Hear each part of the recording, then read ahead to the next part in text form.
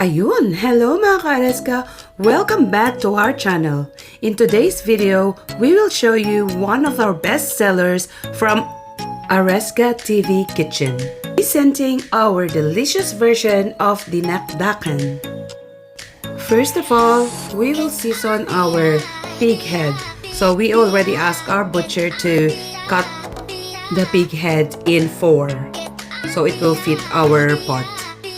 We'll just season it with rock salt, with whole peppercorns, and some bay leaf. And FYI lang guys, we don't use any MSG or artificial flavorings or seasonings in our home-cooked meals.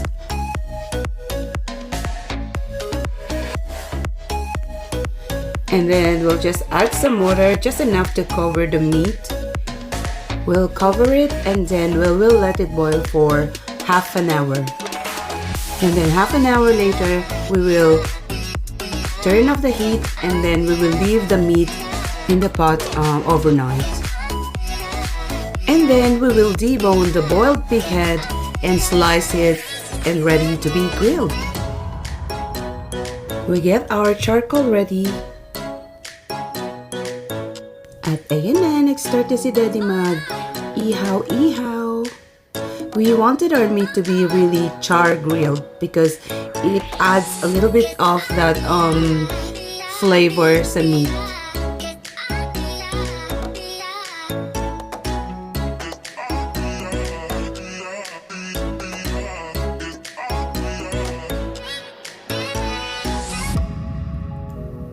Ayan, ganyan yung gusto kong pagka-grill ng ating ulo because iba talaga pag siya ay char grilled. Malalasahan mo yung medyo mapait-pait pero yummy siya.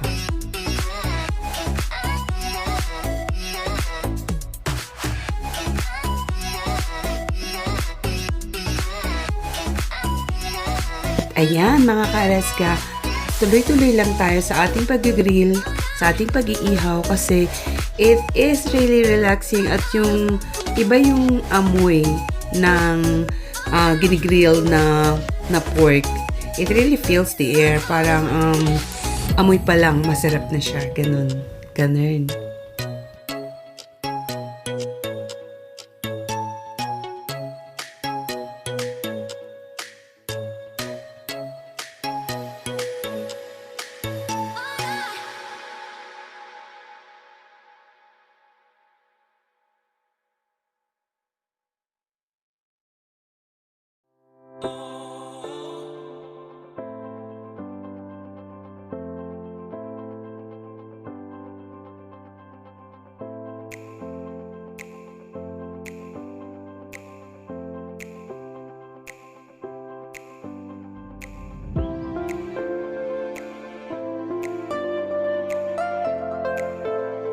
Ayan, marami-rami na yung naiihaw natin.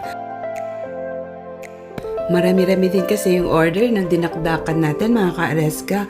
At syempre, kilala nyo naman ang chef ng AresgaTv Kitchen na palaging maramihan kung magluto.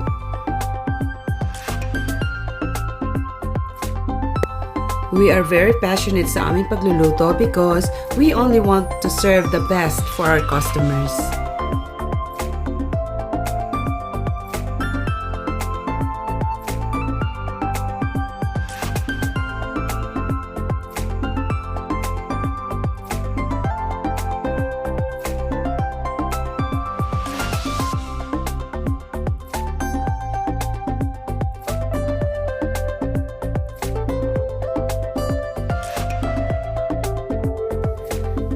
Ayun nga mga ka-Areska, tapos na tayo sa ating pag-iihaw.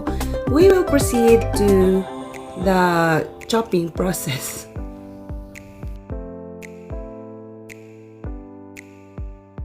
We need a big chunk of ginger at we grate it. We don't chop it anymore kasi mas ma-absorb ng meat yung flavor pag grated yung luya.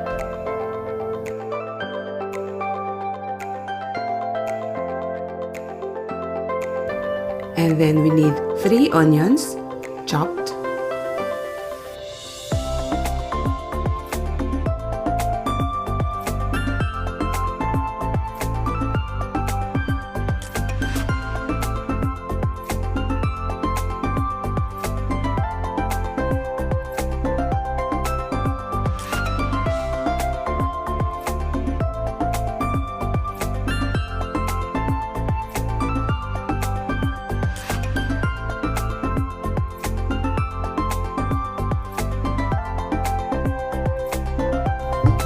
Scallions or yung tinatawag na lasuna or spring onions.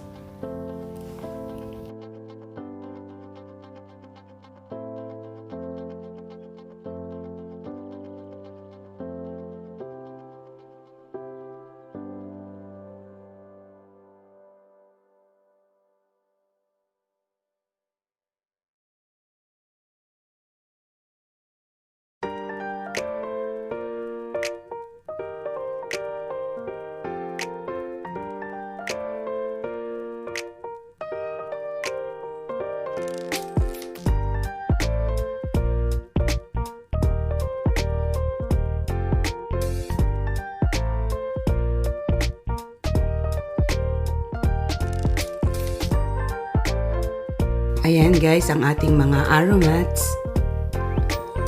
The minced ginger, yung scallion, and chopped onions. And then, let's chop our meat.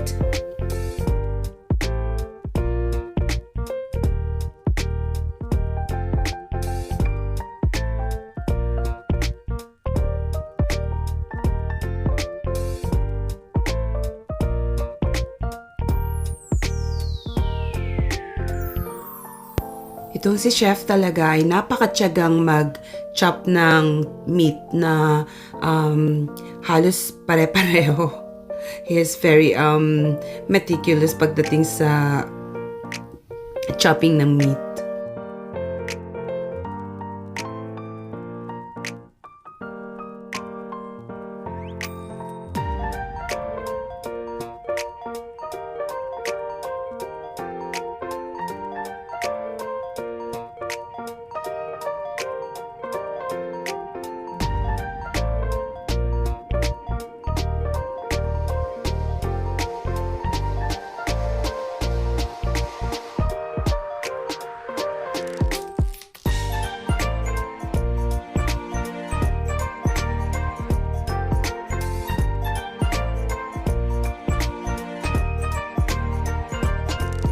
And the chopping continues.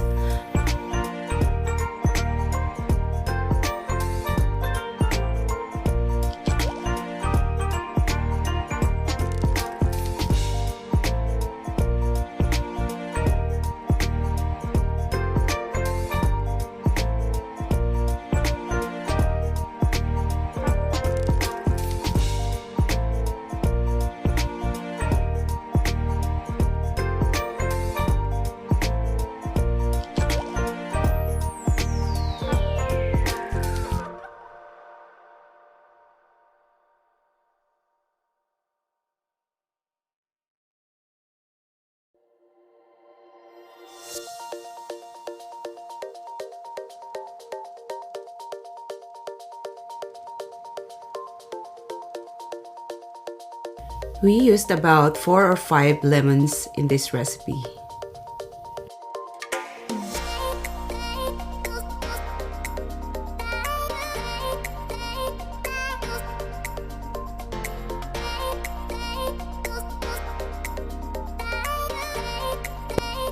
Squeeze 4 to 5 lemon juice in our chopped meat.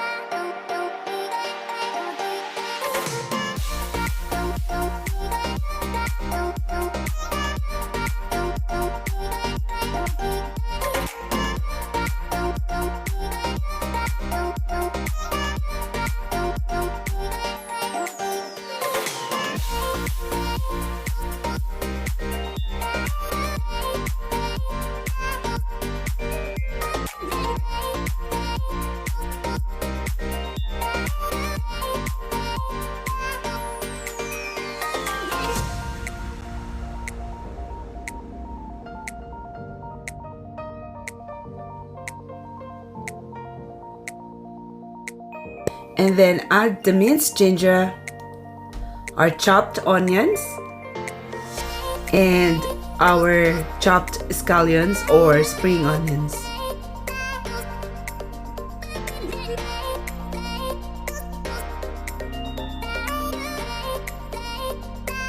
Add some salt,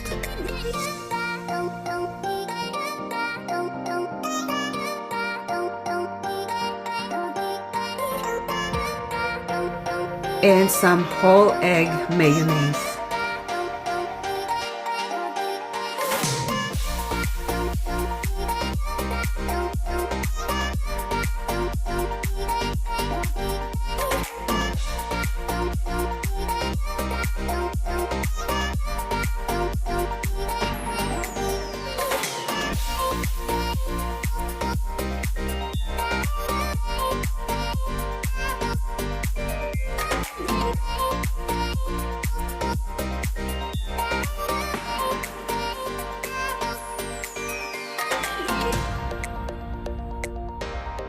And of course, we are adding chili flakes to make it really hot and spicy and really delicious.